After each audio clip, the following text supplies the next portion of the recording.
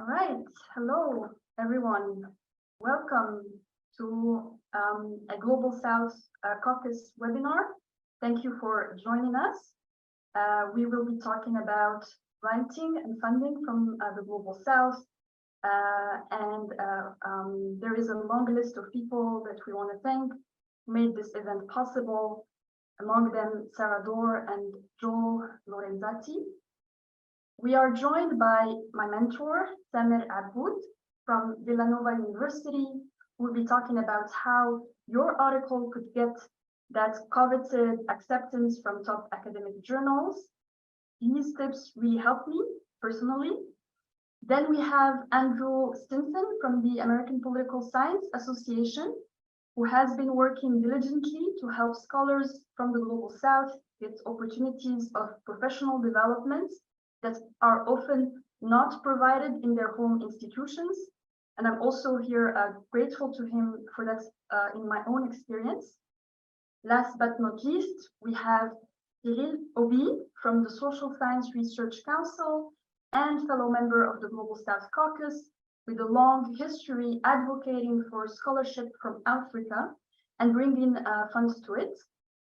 I'm Zaynab Bernoussi, or Z, from New York University, Abu Dhabi, and I will be tackling tips to turn your PhD dissertation into a book, which I did while based in Morocco. We will have about 40 minutes of presentation, and after that 20 minutes for the questions that we look forward to. So now I'm gonna hand the floor to Andrew. Thank you, Zaynab. Thanks for inviting me to take part in the panel, and thanks to the other panelists and those in the audience for also taking part in the discussion. So I am the Director of International Programs at the American Political Science Association. I've worked with APSA for over 10 years now. And basically my job is to create opportunities for political scientists in and outside the US to engage with one another. Political science is a global discipline, obviously, and our work is better when we can learn from one another, collaborate across diverse communities. And so to that end, APSA is invested in supporting and promoting the work of scholars from outside the US, particularly those from the Global South. For the past 15 years or so, we've run a series of international workshops in different regions of the world. Typically, these are 1 or 2 week professional development and networking programs for early career scholars. Past programs have prioritized scholars from Sub-Saharan Africa, from East and Southeast Asia, and currently we run a variety of projects for scholars from the MENA region with support from Carnegie Corporation of New York. And I'm happy to talk more about APSA's workshops and programs, but I thought I could start with some general comments on how participating in these types of programs can be incredibly helpful for career development. So first, what are the different types of workshops available and why should people participate? Most importantly, meeting new people and new ideas, finding your community or your home. We're all operating in our own daily routine, limited to the people in our department or our university or our PhD cohort. So participating in these types of workshops and programs is a chance to break out of these smaller circles and make long-term connections. In academia, it's very overwhelming trying to think of where or how to publish, wondering if your research ideas are good or if there's a different way to analyze your data.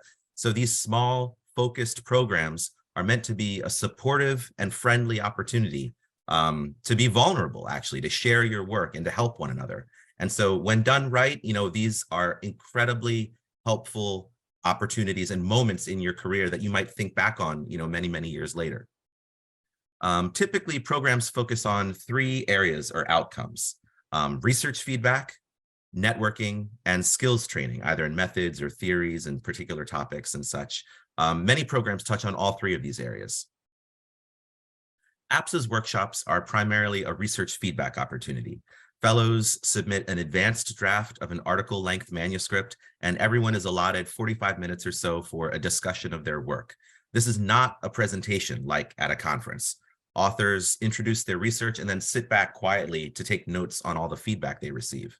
It's generally a very lively discussion, 20 people all together in the same room, everyone knowledgeable about the same subject and really engaging with the material.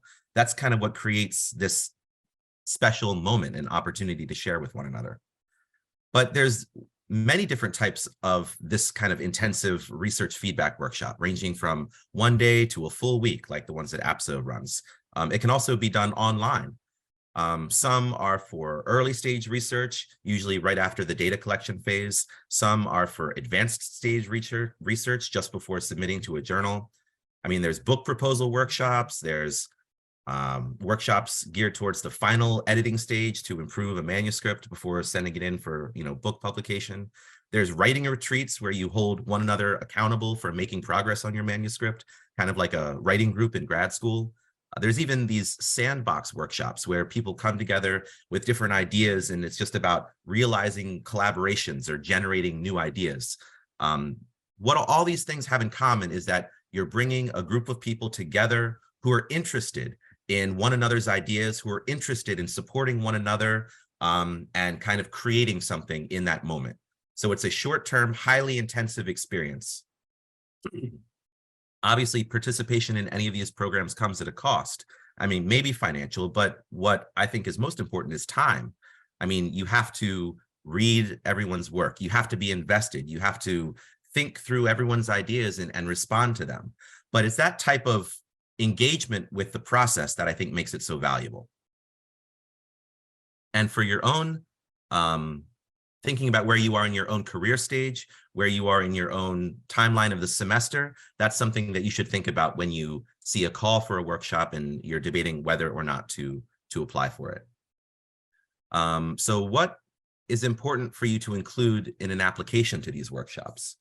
First of all, submit all of the required materials. I mean, you have to take a look at what's being asked for, a CV, a research statement. I mean, be very, very, rigorous here about making sure that you meet all of the requirements.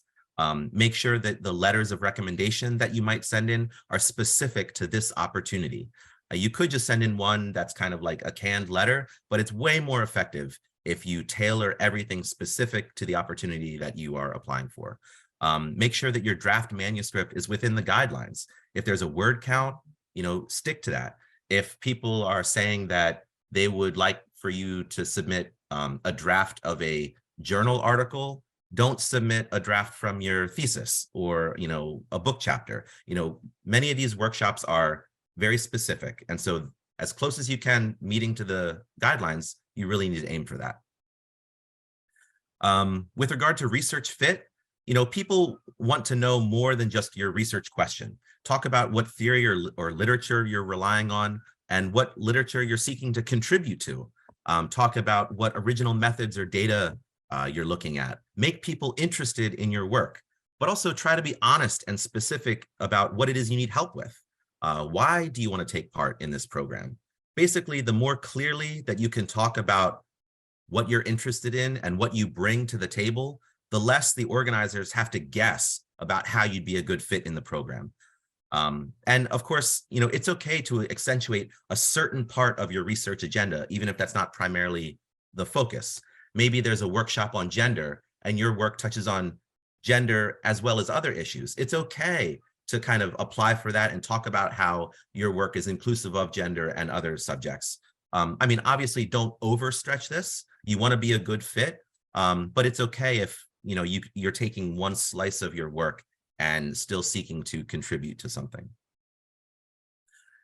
In addition to talking about your research, talk about a community.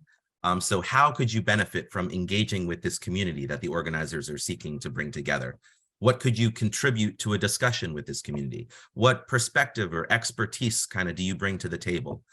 So there's the research aspect, but there's also the community aspect. And both of those, I think, are really important for making these programs successful. If you have any questions, don't hesitate to ask the organizers or ask the staff member who's running the program. This is also very helpful for yourself, but also the staff members to know kind of maybe they haven't put things clearly in the call. So definitely don't hesitate to ask questions. And also, honestly, don't be upset if you're not selected. I mean, there's so many different factors that go into the selection of these cohorts. They can be incredibly, competitive, but also say you're doing a great project, but you're looking at you're utilizing a very specific methodology, not to your fault, but maybe the organizers have selected people who do very different methods, and including you, even though you might have a standout application, you'd be kind of an outlier. So there's lots of different decisions that go into creating these types of cohorts. And so just try not to take it personally if you're not selected. My final comments, I just want to talk a little bit about how to make the most of your participation in these types of workshops or programs. Number one, like I said a little bit ago, but put in the time, read everyone's papers, prepare comments in advance. You putting in the time for everyone else is a great way to show others that they should put in the time for you. Many of these programs are not just, a single hour or a single day. Some of them take place over multiple days, even, a week or so. And so kind of investing that time early on will help everyone rise to the occasion and make this a productive experience. Throughout your time in a workshop or a program, ask yourself, how can this help me in my research or my teaching or my network? Maybe just take a moment throughout the day to think to yourself, how can I benefit from this? Is this something I should make a note of later? Maybe you're not teaching right now, but next semester you're going to teach, and there's a resource that comes across, and you just flag that for later. Check in with yourself over the course of the experience and maybe ask yourself, how can I benefit from this? Get to know the facilitators and your peers, the other fellows. Put the work aside and enjoy the social aspects of the program that you're involved in. All of that is part of finding your home, finding your community. These are really going to be hopefully long-term connections for you. And so it's that kind of off work time, which can be really valuable in these types of programmings. Most importantly, be kind, be a mentor to others, be supportive of others. This is about building a peer group of support. Kindness goes a long way. There's so many opportunities in academia, unfortunately, to be cold, to receive negative criticism or just, not kindly delivered criticism. This is an opportunity for you to flip that. So kindness goes a long way here. And afterwards, stay in touch. Many of the people you're involved with in these programs could serve as reviewers for your work in the future. Maybe they're running search committees for jobs at their own institution. They could be letter writers for you in future programs. Maybe you're about to take part in some field work, and after serving in one of these programs, some people in that country now. I mean, there's many ways that these connections that you make will be beneficial for you in the long term. For our own Africa workshops and our MENA programs, we've conducted alumni surveys years later after the programs, asking scholars to look back on their activities since participation. And in all of these, the vast majority of fellows saying that they're still in frequent communication with the other fellows or co-leaders that they met during this program. And I'd say 50 to 60% have reported working together with other colleagues on a research activity, hosting a conference, collaborating on a research project. So it's not overstating to say that the connections you make on these types of short-term, high-intensity programs can really be long-term connections. So I think I'll end my comments there, but I'm happy to answer specific questions at the end. Thank you. Thank you, Andrew. It was excellent. Now I'll hand it over to Cyril. Well, thank you very much, Andrew, for a very comprehensive presentation. I think you've actually done some of my work for me. And just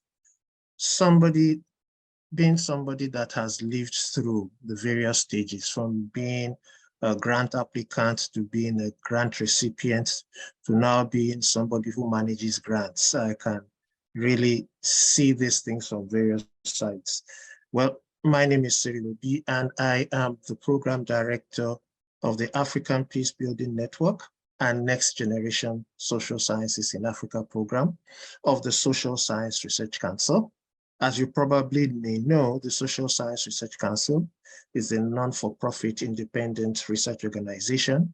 We are this year celebrating our 100 years of existence, and we work in various parts of the world, supporting research, supporting generations of researchers, and seeing ways to which scientifically produced knowledge can impact society and impact knowledge. It's a labor of love. We work both in the global north and in the global south. And as Zaynab said, I have been involved on the Africa side of things.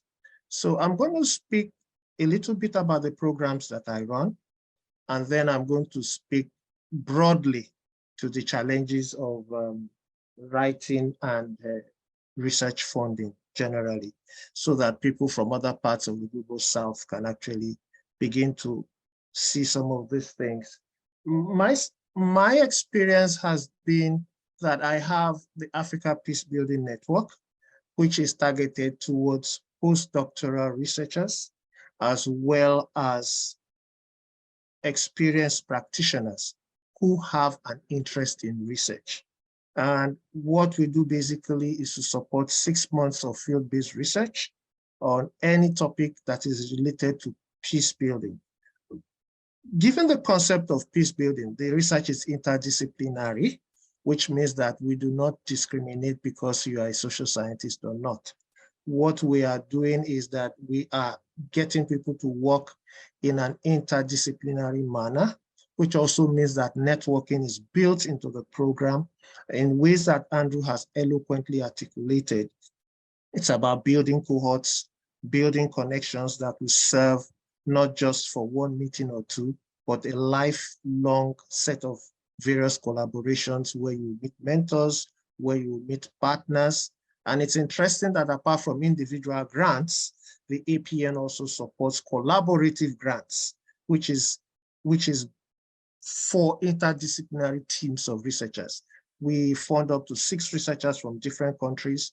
We make sure that principles of diversity, equity, and inclusion are mainstreamed into our funding. In other words, minorities, gender, regional representation are built into this, so that what we are trying to do is to build a community, a body of expertise across Africa in the area of peace building across disciplines, which also means that it is expected that the research that we support impacts peace and development, particularly in conflict-affected countries and regions.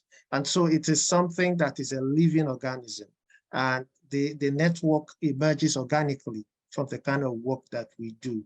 The second program is the next generation social sciences in Africa, which again targets pre-doctoral candidates. It enables them to do 2 things. First, to sharpen their capacity in research and writing. And secondly, it gives them the resources to do 2 things: to buy time off teaching so that they can focus on their research, no administration, no teaching. It gives them enough time to devote to doing field work and writing. The second thing is that it also funds the field work. As you probably know, when we talk of grants, broadly speaking, grants are funds that are specifically targeted to support innovative and exciting research ideas. And as Andrew said, some of these ideas emerge out of when you notice a gap in the literature, when you want to extend the frontiers of knowledge, or when you want to introduce a new perspective to something that is already well known. People may have one way of looking at things, and you can then flip it and say, hey, why don't you look at this other part? So that's what makes it really interesting, that you incentivize. And what is the context of incentivizing research? When you look at the history of higher education in many parts of the global South, whether you're talking about the Caribbean, Latin America, and South America, or you are looking at Africa, or you are looking at Asia, South Asia, the Pacific, something happened around the 1980s and the 1990s. There was a global economic recession, and there were economic reform packages that rolled back the state, which was a principal funder of higher education in many of these countries. And what it meant was that less and less funding was given to universities. The infrastructure for research became kind of decayed, but at the same time, enrollment figures were rising, and there was a brain drain. That was the context in which I graduated from school, where my professors were leaving in droves. And 10 years later, some of the departments, some of the faculties did not have more than 2 PhD holders. Most of the teachers had master's degrees. There were students who were doing their doctoral degrees and had spent 6, 7 years and could not complete their research. There were two issues. There was a problem of infrastructure. There was a problem of funding, that they could not fund their research. And there was a problem of heavy teaching burden. And this is why when we look at research grants are supportive mechanisms for enabling people to actually do research. And why is research so important? Again, I have to reference Andrew in the way he just put it nicely. Knowledge production, new knowledge, innovation, the ability to build bridges, the ability to connect ideas, the ability to transform our world, really speaking. And then when you look at grants, I've provided the historical context. Now, let us look at tips. How did I, for example, overcome that context in which by the time I got my PhD, I barely struggled to complete my PhD. And when I did, I came into a world where I was a researcher, but again, the research funds were constrained. How did I raise funds? It's very interesting. Autobiography. I actually applied to the SSRC as a young scholar, and I received an SSRC grant to do research, which I later published.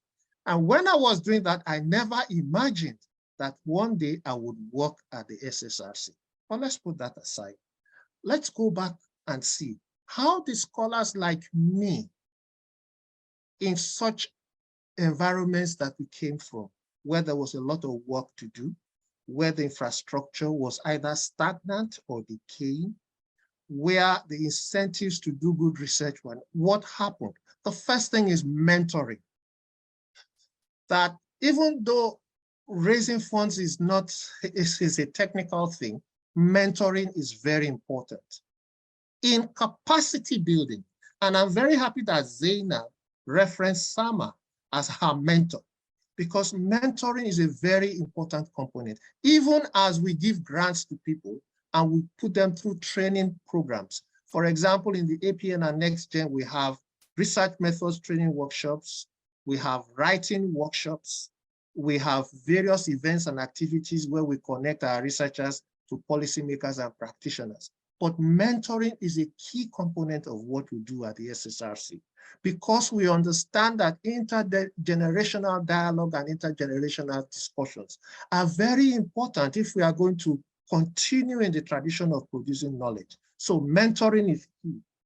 So when you look at what I call the global geographies of knowledge, we are going to see that we have a situation in which we have a developed North, an overrepresented North, whether you're talking in terms of sources of funding, whether you're talking in terms of the powerhouses of publications, whether you're talking of the people that then have the capacity to publish and dominate the highly ranked journals and books, they are all concentrated in the global North. And yet in the global South, where there is a lot of material and there's a lot of energy to produce original knowledge, we are underrepresented.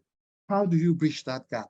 This is where grants and such initiatives become useful in empowering and building the capacity of young, mid-career global scholars. And how do you fund their research? What are the tips and techniques, as has been, we were asked to speak to? What are the tips and techniques? I think the first thing is that the first thing that drives research is curiosity. You have to be curious. You have to have an inquisitive and interrogative mindset. You need to be hungry for generating new ideas. That then you then animate those ideas to say, okay, how is this innovative? What does it add? What's new? And this goes into the first thing you do in the grants, what I call the grant route, is the first thing is a call for proposals. Now you look at the call for proposals. You also need to know where to look for your grants. Information is also very key. Where are the sources of information for grants? What kinds of grants are you looking for? The kind of grants that you are looking for will then help you to delineate the kind of funders you are looking for, because funders don't all fund the same thing. Funders come with their priorities. Funders come with their rules. You need to also know that it's competitive, it's about your capacity, it's also about your knowledge of the field and your ability to provide new perspectives or propose new things that you want to do in terms of identifying gaps and bridging those gaps. So how do you then approach the grant or grant proposal process? I know that I'm running out of time. I'll try to make this pretty quick. So there are issues around your research problem. There are issues around the timelines for your research, your budget, and then very critically, eligibility. What are you qualified to apply for? You need to understand what the funder says you are eligible to apply for. Deadlines are critical. Don't rush your proposals. Give yourself enough time to prepare your proposals. It's not something you start 3 days to the deadline. You need to also work with your mentors and colleagues. I sometimes tell people that the language in which proposals are written is very key. Some people want to sound very eloquent, using big words, jargon, high-sounding terms. That is not the issue. The issue is your ability to communicate complex ideas in simple and clear language, so that those who are evaluating your proposal get an idea primarily in the first 3 paragraphs of your proposal. It's very key. I use the jargon, front load your best ideas in those 3 critical ideas, in those critical paragraphs. You want to also articulate your research design, ensure that your research questions are aligned to the research method that you are proposing. It's either individual or you want to collaborate, ethical issues, language, and very importantly, relevance and connection to the funder, the kind of priorities that the funder and the funding agency. I don't want to go into the whole question of who can fund, official, non-official, private, foundations, and things like that. But at the end is really the issue. What happens to all that beautiful research when you are done?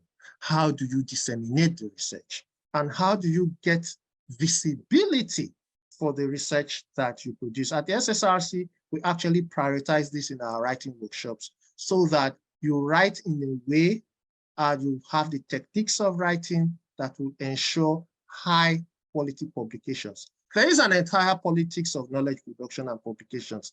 I don't have enough time for that. I will come back to this in the Q&A session, but I really thank the Global South Caucus of the ISA for putting together and putting me in touch with these distinguished colleagues who I am also learning from. Always be a learner, be curious, and you make sure that those bridges, those gaps between the Global North and the Global South in terms of underrepresentation would be completely addressed. Thank you so much for your attention. Thank you so much for sharing your inspiring story too, and taking notes, me too. I'll leave the floor now to Samuel, please. Thank you, Zaynab. Thank you to everyone at the caucus. Thank you to Andrew and Cyril for those excellent presentations. I just put something in the chat that I'll refer to in a minute. It's a very brief Google Doc that everyone should have access to. My email address is up there if down the road anybody wants to stay in touch. One thing that I really loved about the first 2 presentations is this emphasis on collaboration, on mentoring, and it reminds me of a really important book that I read, and I'm going to refer to in a minute, that starts by saying that writing is a social process. And for those of us like me who are shy and introverted and avoid all social processes whenever we can, to think of writing as a social process was really, really revolutionary for me. It gave me a kind of framework to share my material, to attend more conferences, to be more deliberate about the conferences that I attended, and to think about, as Andrew, I think, used the word community, to think about what my academic community was and how could I contribute to creating and shaping community, but also how community could help me develop my ideas. So the information that you're seeing in front of you here is generally some ideas that I have about preparing a journal article. I'm not about to write a book. I'm not about to write a journal article about how to write a journal article or anything of the sort.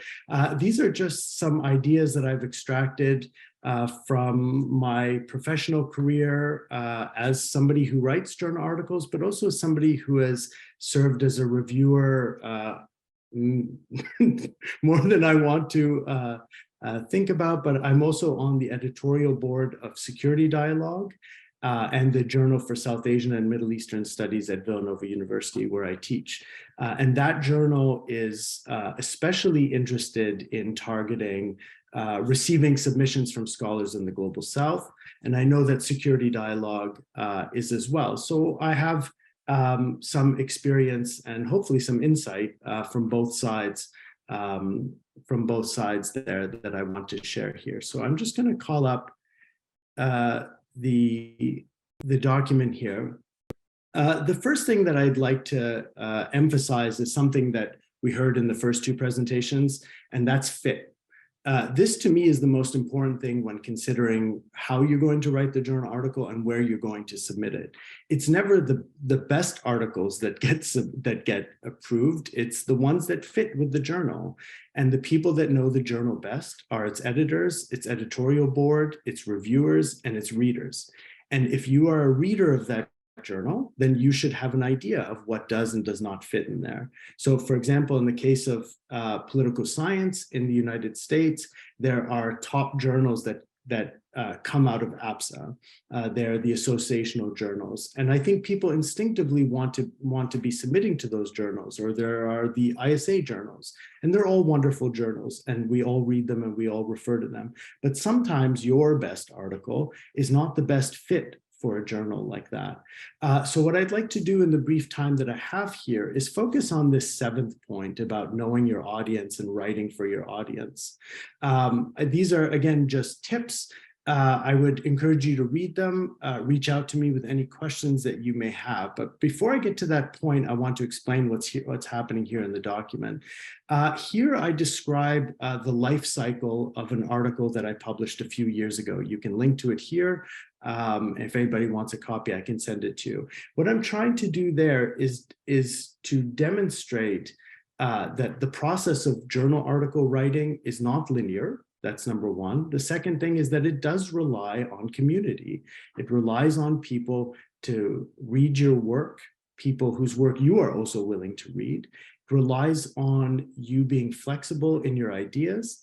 And it relies on you being able to share yourself and your ideas, and then to change what you are thinking in response to some of these ideas.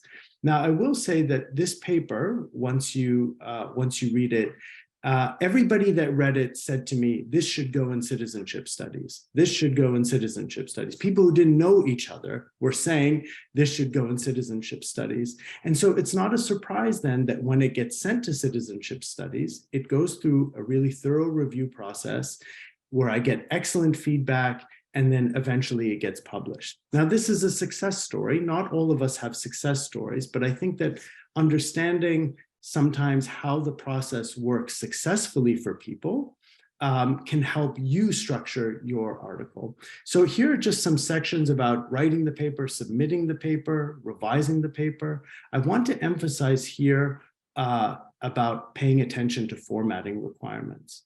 I think a lot of us emphasize the ideas, the theories, the sections, but we don't follow citation rules or word counts or things like that. And that can often lead to getting the paper rejected by the journal. At Security Dialogue, the last time I heard our editor give the number, it was almost 300 journal articles that were submitted a year. And they, 4 issues, 4 to 5 articles in it. I mean, we can do the math here of what the backlog is and what it would take to go through. And we have a very thorough review process at Security Dialogue. It goes through an editorial team, then 2 different people on the board, perhaps. And so you really need to make sure that you are submitting an article that meets the requirements and expectations of the journal. So that's the life cycle. right here is what I'd like us to talk about, knowing your audience. How do you determine who you want to submit the article to and what you want to be saying? I would begin by asking yourself a number of questions. What's the key idea? What are the key theories? Who am I reading? If I go to Sage database, Taylor and Francis's database, JSTOR's database, what journals are consistently publishing the articles that I am getting from these databases? And maybe those are the journals that I want to be looking at. So knowing your audience requires you to at first know what you're reading and who you are reading. The second thing is that once you have identified an appropriate journal or two, make sure that you are demonstrating to the editorial team that you are familiar with that journal. And the best way that you do that is that you refer to material from there. And I will tell you that in my own experience, when I have not done that, journals have said to me, well, you know, you missed this article and this article and that article. And it's not just for citation reasons, it's that the editorial team is responsible for creating coherency. And that's one way that they do that. And finally, once you receive the reviews, you should always take them seriously. Remember, I mean, we all know that you've spent a year, 2 or 3 working on an article and that it means a lot to you and that maybe the reviewer is hiding behind their anonymity and not being kind, as Andrew said, we all should be. You still have to take all of these things seriously. And you should create a memo that communicates both to the reviewers and to the editorial team what it is that you are doing with the reviews that you have received. I know that for myself as a reviewer, when I read the memo is then a guide for me to reread the paper and to see how seriously the author took the ideas. Okay. Here is just a quick kind of anatomy of a journal article, the structure, what are the things to look for. I'm not going to put page numbers or word counts, but you should generally have, your paper should more or less be organized around these sections with an emphasis, of course, on the argument. What is the argument you are making? Too many of us get stuck in the context and the background. What is the argument? And finally, I think Cyril was suggesting this earlier as well. This is my sample cover letter from the article that I shared with you. The cover letter is extremely important. So imagine that editor of Security Dialogue getting 300, that's almost a paper a day that they receive. The first thing that they see is the cover letter. So here I've included the actual cover letter that I submitted, and I've provided comments here about what I'm doing. The first line identifies the article title. The second identifies the argument. The third identifies the literature. This is where you tell the editors that your article fits with their journal. And then the final point, if relevant, is to speak a bit to methods. And for those of us who work in multiple languages, when we're submitting material to journals in the global north, I think there is a real awareness of the unilingual problem in these journals. Emphasize that. If you're working in a second or a third language, talk about those sources. That's a strength. That's not a disadvantage. So I will, in the interest of time, I know we're past time. I'll leave it there, but please do reach out if you have any questions about the preparation of a journal article. Thank you so much, Samuel. And again, these tips, I mean, it's hard, but it really makes a difference. I've seen it in my own experience. Before I start quickly, thank you for the questions. We'll address them. So the topic is very broad: funding, writing from the global south. If the question can be more specific to what we've been talking about, that would be helpful. I think we can help you more, but of course, we welcome your questions, and you can do so either through the Q&A or the chat. I'll tackle 2 questions: when and why one should start thinking about turning a PhD dissertation into a book.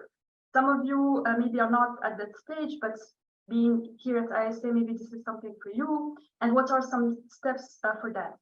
So first question of when to start thinking about this endeavor: as early as possible.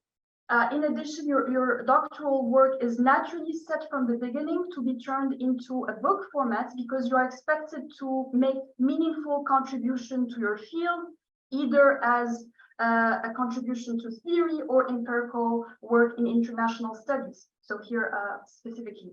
Now, being from the global south, know that your voice enriches the field because of your positionality, and that is something you should convey in your writing and in negotiating with publishers. So target top Anglo-Saxon publishers. So this is coming from my experience, because your readership is likely to be wider. That is basic math. And again, being from the global south, you are helping these publishers by bringing diversity of authorship. Second question of steps to follow. And I have here just a few, there are many. Generally, the format of your dissertation, and even thinking, for instance, about maybe your thesis, master thesis, turn it into something to be published, is usually, so those formats at school are not really appropriate for a wide audience publication. And that's why you must revise it and do the revisions before you send your work to publishers.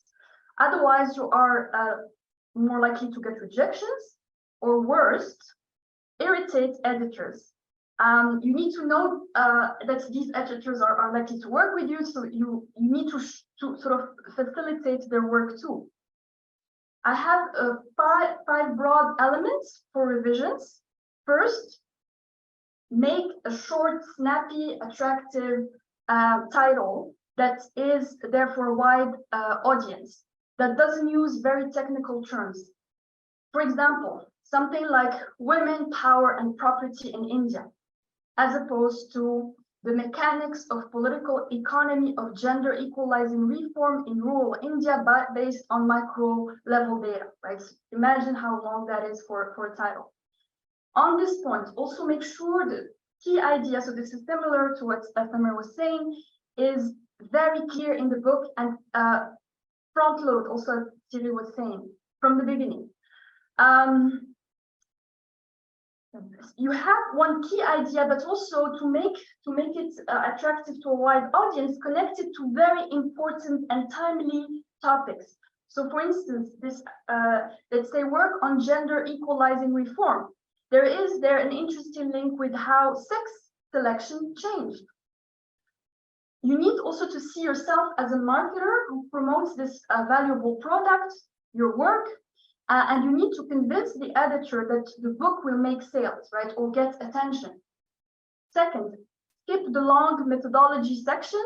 Generally, you only need to briefly mention it in the introduction. Third, avoid long literature review. It doesn't mean that, of course, you're not going to use and reference work, but you need to bring a assertive tone, right? You're now an expert, as opposed to a novice tone of a student. And avoid the royal we, so that's mostly in French. And also, what Andrew was saying, try to be kind, so don't excessively critique the work of others, which could be expected maybe in your schoolwork, right? Maybe PhD, but not in a book inviting a large audience. Fourth, no more than 10 chapters, and chapters should be no longer than 8,000 words, so 30 pages max. And also avoid the many interminable subsections, so maximum of 5 should suffice. Also make the text lean, right? So cut the excess, not too much background information.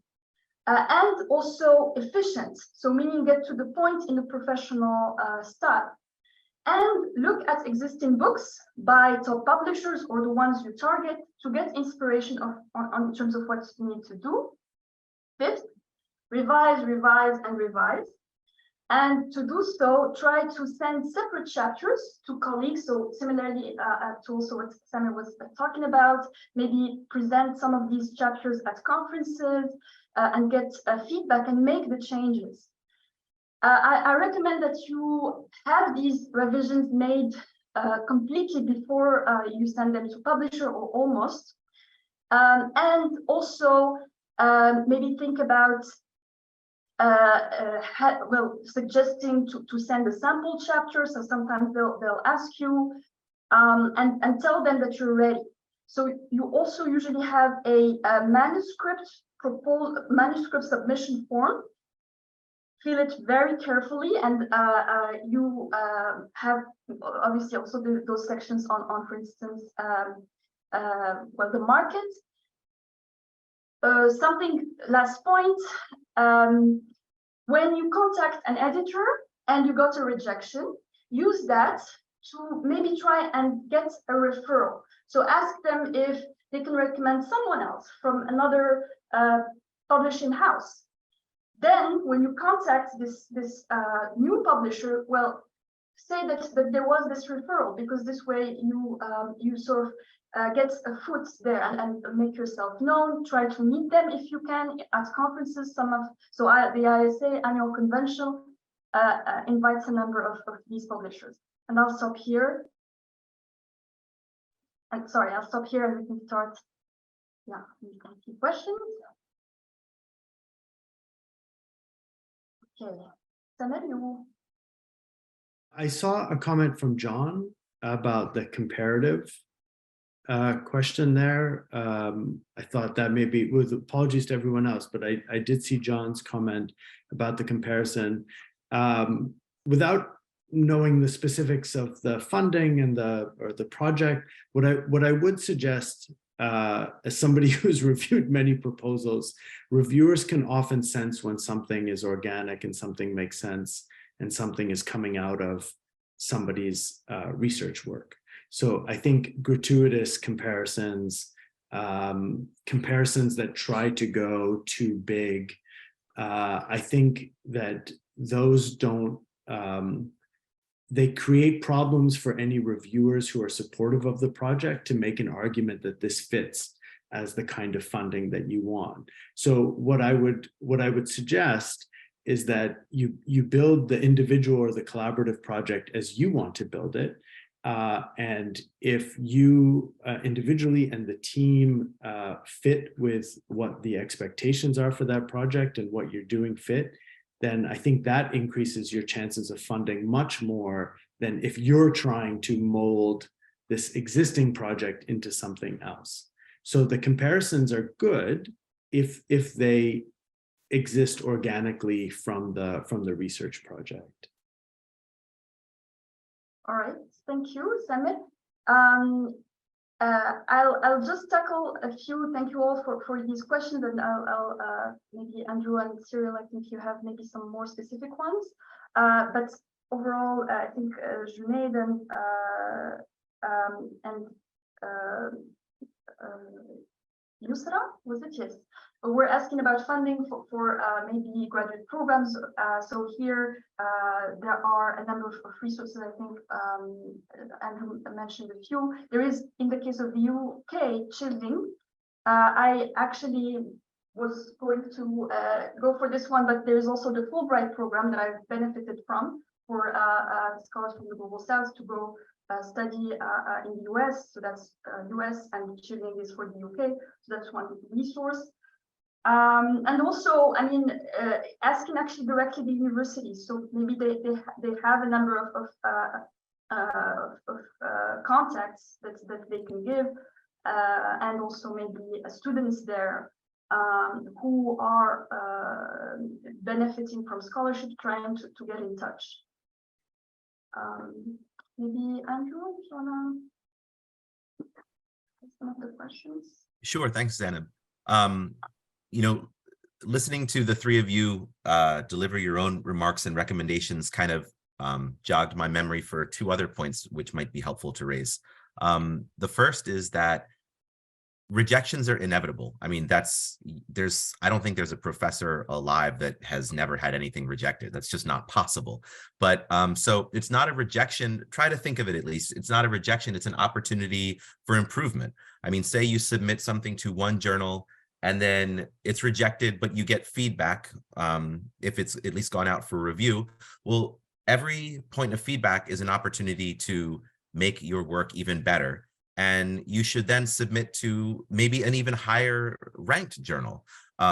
So of course, there's a lot of strategy or consideration into how you digest feedback. You don't necessarily respond to every single point. I mean, maybe this is a whole nother webinar topic of how to engage with reviewer feedback. But the point being that rejection is inevitable. It's like an inherent part of the discipline because we're trying to communicate with one another and we're trying to make our ideas better. And so part of that is listening to what other people have to say about our ideas and encouraging us to think through them more precisely so that we can communicate them and add to the literature.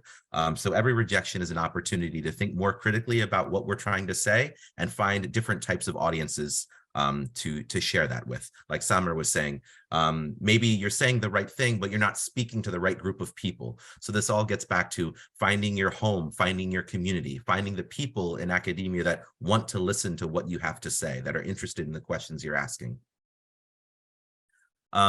Related to that, the second point I wanted to share is that apply widely to many different things: workshops, programs, awards, travel grants. I mean, part of that strategy is also about finding your home. Maybe you're doing work on, I don't know, gender in the military, and you can apply for awards from the gender community. You can apply for awards from the armed forces community, the military community. You could apply for awards from the security sector community or from the, I don't know, institutions and labor force community. There's many different overlapping networks and communities which could be interested in what you have to say. And so applying to all of them, maybe you're rejected from 4, but you get a positive reply from the 1. Well, now you know that your work kind of speaks to this group a little bit more precisely than the others. So this is just one additional way to try to find your home, find your community, find the people who are interested in what you have to say. So it's a long process, but when you are able to connect, make that connection, then that's you really feel that, and that is helpful to you in the long term. So I guess I'm trying to be encouraging to put in that hard work, because it does pay off. Thank you. Thank you, Andrew and Samar, for answering directly some of the questions, and I'll try to do so live. And yes, so hopefully these are also maybe suggestions for the new programs. I think there are maybe, Cyril, if there is a question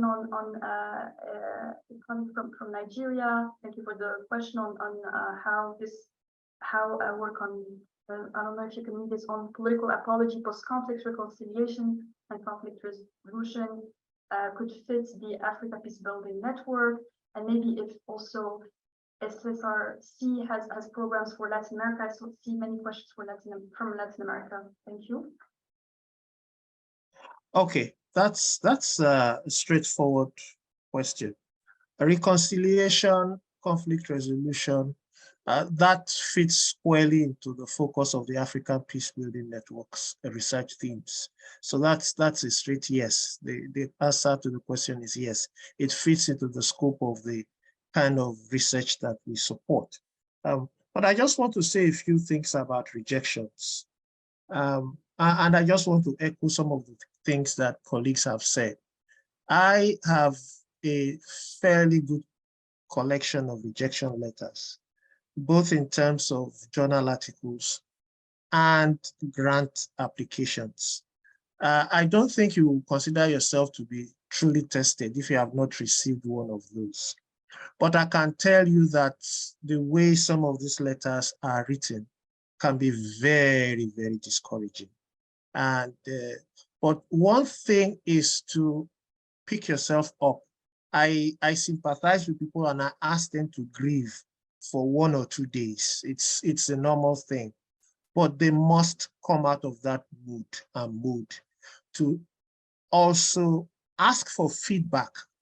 Some organizations, for example, the APN and NextGen, we do give feedback to unsuccessful applicants.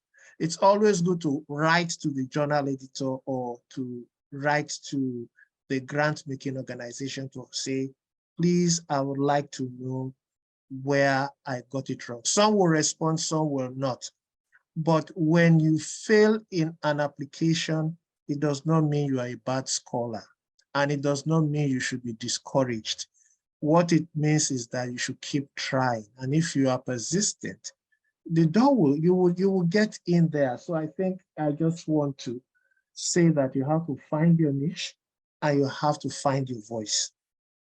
And as you succeed, your confidence would come back, and you would then begin to embark on that journey. The fulfillment of a successful application will make you completely forget the failures that may have come your way. So my advice is, don't be discouraged. In terms of postdocs, there are postdocs in many universities, that offer postdocs. The SSRC also has some programs that you can apply to, apart from the APN and SSRC and NextGen. So I would advise, I've already put the link of the SSRC. You go to the website and there's an entire tableau of opportunities that you can tap into. There are other foundations that also provide support to scholars from the Global South, whether you're talking of Ford Foundation, Carnegie Corporation of New York, you're talking of Edwin Mellon, not Edwin Mellon, the Mellon Foundation, Fulbright, you're talking of MasterCard Foundation. There are a lot of foundations, there are a lot of government agencies, there are a lot of what I would call not-for-profit organizations that fund research. I think one of the things that professional associations need to do, and a lot of them are doing this already, is to have a resource page where potential funders are listed so that people can go in there. Do not read information on grants in a hurry. Read them very carefully. And if possible, look for successful applications, either grant applications in the past. Also read articles that have been published in these same journals in the past, and try to learn something from the writing style, from the referencing, from what has succeeded in the past, and without copying, try to get the technique, because a lot of this is about technique, and also try to expose yourself. Exposure is very important. Attending conferences. Now, by the power of technology, you don't have to fly hundreds of thousands of miles. There's a lot happening online, like this program, for example, where you can actually listen and learn and get to digitally meet a lot of people. And it's through drinking in, soaking in all these ideas and these various sources of inspiration that you can become a great scholar, achieve your full potential. One of the things that I don't see, and I must say this, is global Southern studies of a collaborative nature. And I think that this is something that we have to invent. Scholars in Latin America and South America collaborating with scholars in Asia and Africa to have one single study and to compare phenomena around various continents and various countries and regions of the world. There is a lot that is common. How do people experience the COVID-19 pandemic, for example? How do people with disabilities navigate social spaces and social opportunities? How does war affect people living with disabilities? These are some cross-cutting issues. The whole question of the youth question, the whole question of democratic regression. These are some of the issues that are cross-cutting, and we need to build what I call regional global alliances of scholars to collaboratively share experiences and lessons that will come out of this. And I think that community approach to knowledge production is really the key to the future.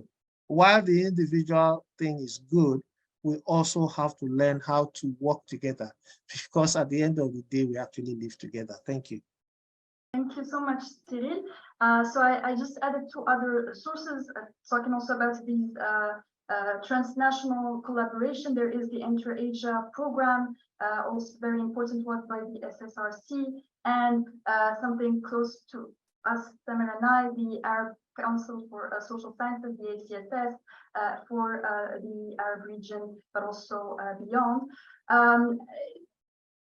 Quickly, I also wanted, well, sorry, also for you, I misunderstood your question, and to Ruben, in terms of additional maybe resources to check for Latin American and for a number of our attendees, there is the ISA Latin America and Caribbean Regional Division, LAC. So this is, and actually ISA has a number of regional divisions, so that would be also a very important resource to look or to seek. I think we've made it, right? So 1 hour. This is fantastic. We were aiming for that. Thank you everyone for your kind words and for being here. Thank you to our panelists. Thank you to our ISA team for making this possible, and best wishes. Thank you, Zaynab. For organizing this. Thank you, everyone. Thank you, everyone.